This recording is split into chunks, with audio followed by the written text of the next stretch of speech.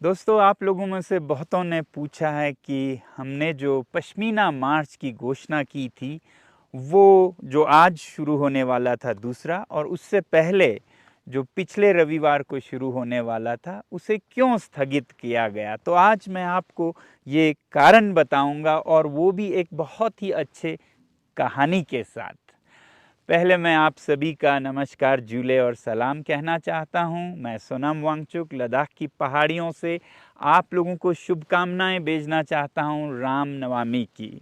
और आज उम्मीद करते हैं कि पूरे भारत में लोगों में भगवान राम के आदर्शों को ध्यान देने की फुर्सत मिलेगी। खासकर हमारे प्रधानमंत्री जी, हमारे गृह मंत्री जी और हमारी सरकार को, क्योंकि भगवान राम के आदर्शों में सबसे बड़ी बात थी वचन निभाने की। प्राण जाए पर वचन न जाए।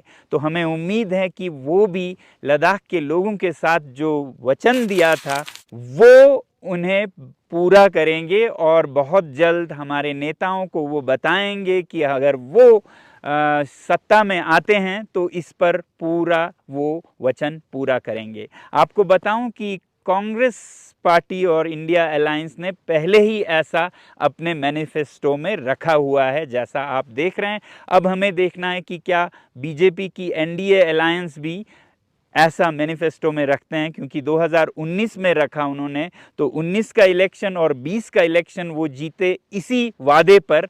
अभी हम उम्मीद कर रहे हैं कि वो वादा पूरा करेंगे, और जल्द ही हमें इलेक्शन से पहले एक लिखित आश्वासन देंगे कि वो इसे पूरा करेंगे।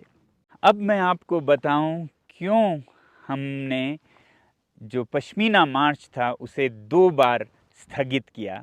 क्योंकि हम सच्चा प्यार करते हैं भारत से, लद्दाख से, और लद्दाख में शांति हो, लद्दाख के लोग फूले फले, इस बात से।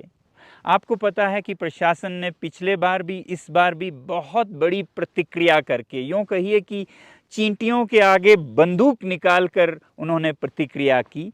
तो इससे लद्दाख की शांति भंग हो जाती, और लद्दाख जैसे संवेदनशील नाजुक सीमा पर एक तरह का अंतर्राष्ट्रीय आकर्षण होता, वो भी एक दुखद आकर्षण, और हम ये सच में नहीं चाहते थे। इस बात को समझने के लिए मैं एक कहानी आपको सुनाऊं।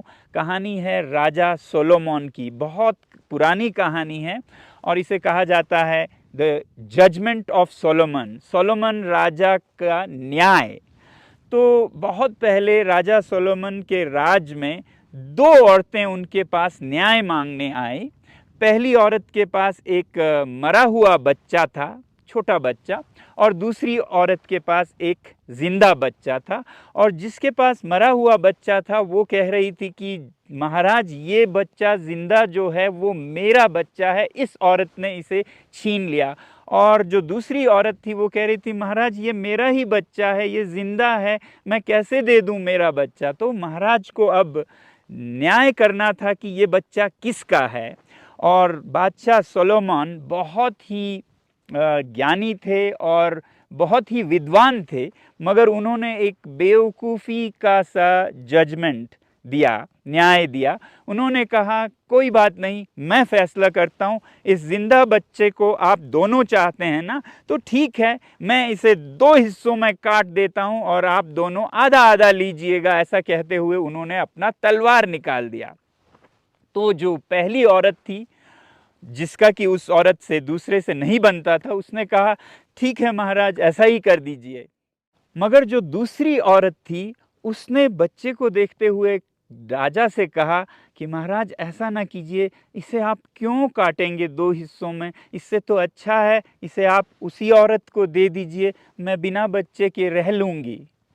बादशाह समझ गए कि सच्ची माँ कौन है, क्योंकि सच्ची माँ के दिल में सच्चा प्यार होता है, और वो बच्चे को हानि नहीं करना चाहेगी, चाहे वो बच्चा उसके दुश्मन के हाथों में रहे, मगर जिंदा रहे, उसकी चाहत ये होगी, उसकी दुआ ये होगी। और राजा ने कहा कि ये बच्चा दूसरी औरत का है और हम उसे देंगे, क्योंकि ऐसा एक माँ ही चाह सकती है कि बच्चा जिंदा रहे, चाहे वो उसे न भी मिले। तो ऐसा ही कुछ हमारे दिल में सच्चा प्यार है लद्दाख से, भारत से, मगर बदकिस्मती से प्रशासन का व्यवहार ऐसा नहीं रहा। वो तो मतलब लद्दाख में चाहे जैसी अशांति हो, 2 महीने के लिए टूरिज़्म बंद हो जाए, दफ़ा 144 लग जाए या फिर इंटरनेट कट जाए, उससे उन्हें कोई फ़र्क नहीं पड़ रहा है। तो ऐसे में हम ही फिर इस मार्च को 2 कदम पीछे लेकर स्थगित कर दिया, और हम ये स्थगित कर रहे हैं तब तक के लिए जब तक कि सरकार खुद, अगर वो ये दिखाना चाहती है दुनिया को कि लद्दाख में कोई ज़मीन नहीं गया है, कोई चरागाह नहीं गया है, तो ये उनके फ़ायदे में है कि वो हमें सीमा पर ले जाएं और दिखाएं कि यहाँ कुछ भी नहीं हुआ है। तो हमें उम्मीद है कि जैसा वो कह रहे हैं 1 इंच भी इधर उधर नहीं गया है, तो वो हमें ले जाके आज नहीं तो कल वहाँ पर दुनिया के सामने ये स्पष्ट करने का मौका देंगे, और इसमें मीडिया के लोग भी होंगे, तो आप सबको ये समाचार मिलेगा, ऐसा हमारी उम्मीद है।